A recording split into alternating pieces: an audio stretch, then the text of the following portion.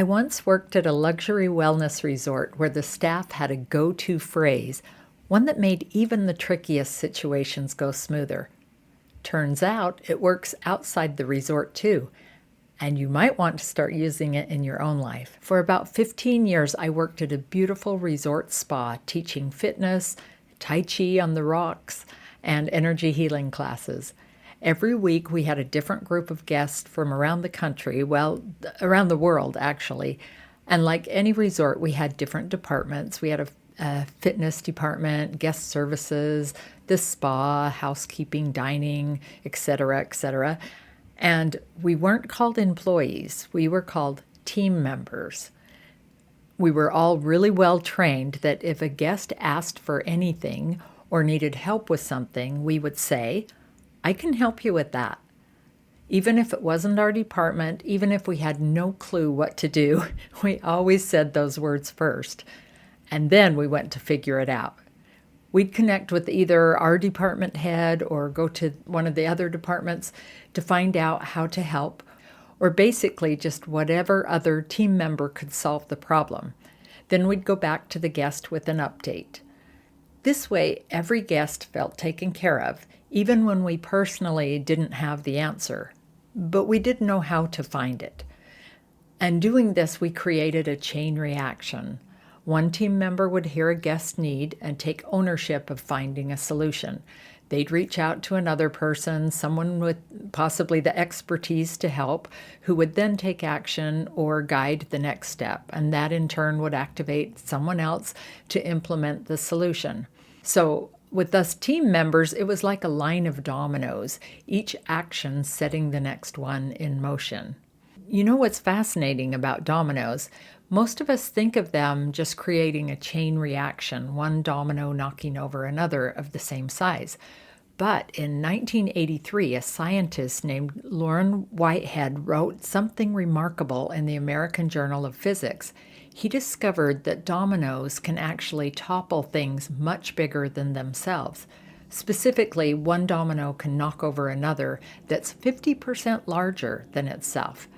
Now, if you keep scaling that up, by the 13th domino in a line, you could knock over something as tall as a 2-story house. And if you keep going, by the 29th domino, you'd be toppling something the size of the Empire State Building. Is that crazy? Maybe you've seen the YouTube video explaining this domino chain reaction. It's wild when you think about it. Something so small can create exponential impact. And this isn't just physics, this is life. At the resort, one simple phone call about a guest request could spark something much bigger than that initial action. Just like that domino principle, one helpful action would grow into something larger. And over time, I got to thinking, hey, I bet I could apply this to my own life too. So I started saying those words to myself.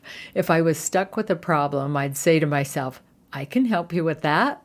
If I was feeling overwhelmed, I can help you with that. Or if I had a project and wasn't sure where to start, same words, I can help you with that.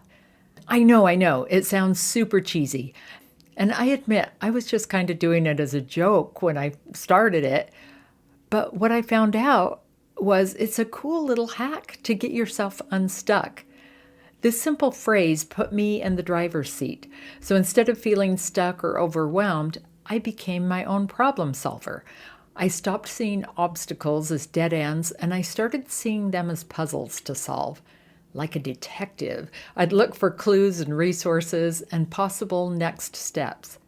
Sometimes I needed to research something or make a phone call or write it out on my whiteboard, but saying to myself, I can help you with that, reminded me, and it also told my brain that I had the power to find solutions. I could figure out the next small step.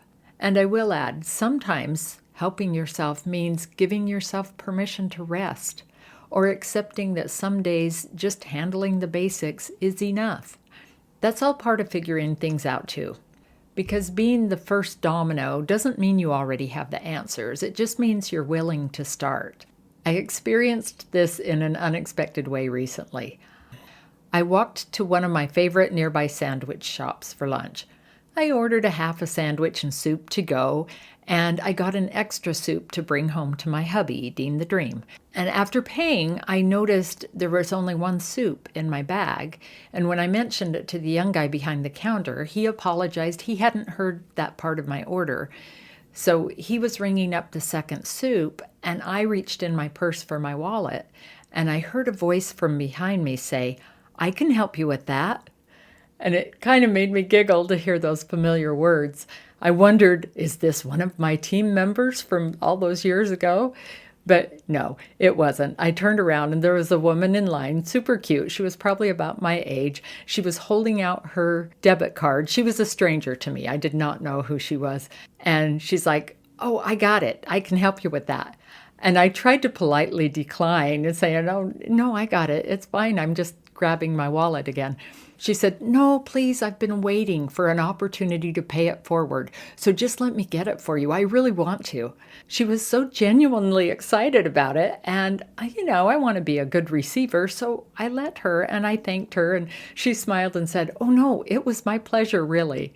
And here's what makes it even better. Someone had done something kind for her earlier, and she had been looking for her own chance to keep it going.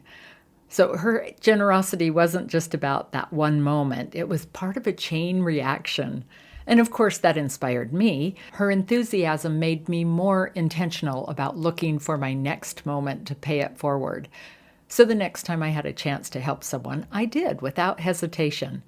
Because kindness spreads, the domino effect doesn't just apply to physics or success, it applies to human connection too.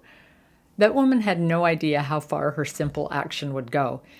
Maybe I wouldn't have done anything differently without her example, but maybe I would have missed an opportunity.